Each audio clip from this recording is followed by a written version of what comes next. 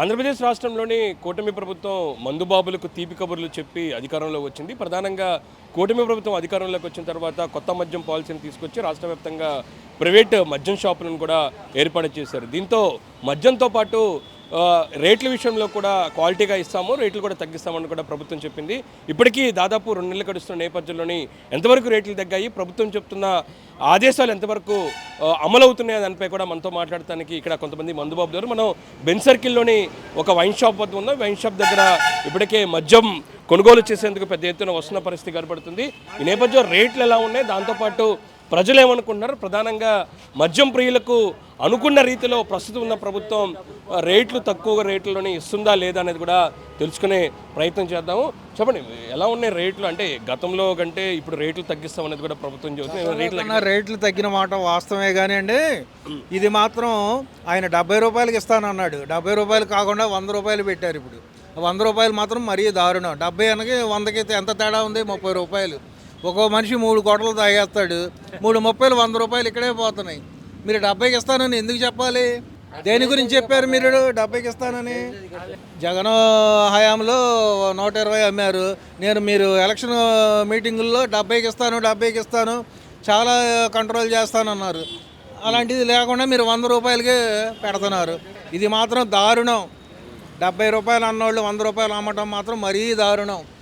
మీ government ఏమీ బాగోలేదు. రేట్లు పక్కన పెడితే క్వాలిటీ ఉందా? క్వాలిటీ కూడా ఏం లేదండి, అన్నీ ఒకటే క్వాలిటీ మాత్రం ఏమీ ఇది లేదు. ఎప్పుడైనా ఒకటే క్వాలిటీ. ఆయన ఎలా ఎవరెవరికి ఇచ్చుకున్నాడు, ఈయన అలాగే అందరికి ఇచ్చుకుంటున్నాడు. 99 రూపాయల క్వార్టర్ ఏమీ లేదు. అరగంట మెట్లు ఎక్కి దిగినట్టే. రెండు ఫ్లోర్లు ఎక్కి దిగితే 100 రూపాయలు పోయినట్టే. తాపీ పనికి వెళ్తారు, 2 ఫ్లోర్లు ఎక్కి దిగాడు అనుకోండి, 100 రూపాయలు నాశనం అయిపోయినట్టు. కిక్కు లేదు, దాంట్లో ఏమీ లేదు. జగన్ అర్థంలో ఉన్నప్పుడు ఏం దొరకల. ఈయన వచ్చినప్పుడు దొరుకుతున్నాయి, అన్నీ దొరుకుతున్నాయి. తక్కువ రేటుకి ఇచ్చారు, అన్నీ దొరుకుతున్నాయి. తాగడానికి ప్లేస్ లేకుండా చేస్తున్నారు. ఇది మెయిన్ రోడ్డు అయిపోయింది, దానివల్ల ఆలోచిస్తున్నారు. దానివల్ల చేశాడు. తెత్తా అన్నాడు 100 రూపాయలు, 99 రూపాయలు తెత్తా అన్నాడు, తెచ్చాడు. మా సగం పని చేస్తుంది, సగం పని చేయట్లా.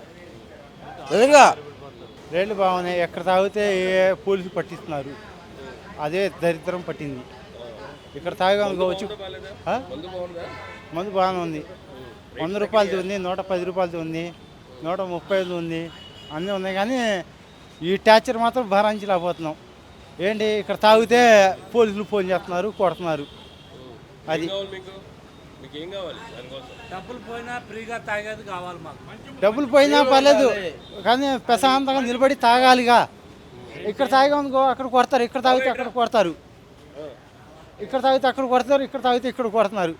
మళ్ళీ ఇలాంటప్పుడు ఈ బార్లు ఎందుకు? డబ్బులు పోగొట్టుకున్నా కానీ మంచిగా ఫ్రీగా తాగేది కావాలండి. అదే సోడవరం పొలపాక ఏదంట పబ్లిక్ కుర్చీలేసి మొత్తం తాగుతున్నారు, ఎవరు పట్టించుకోవట్లేదు. అంత ఫ్రీగా ఉంది అక్కడ. ఏది డబ్బులు పోగొట్టుకుంటా పోతే పోనీ. మొన్న ఆయన వచ్చాడు, ఒక ఆయన వెనకాల ఫ్రీ, రేపు నుంచి తలాలు తీసుకొని లోపల తాగండి అన్నాడు. అంతే.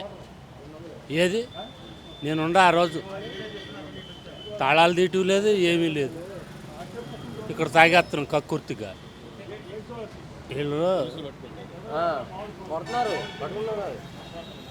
మనం తాగిన మందు ఏంటి? అదే మంజూరా. ఇక్కడ 130, అక్కడ 160. అది బార్లో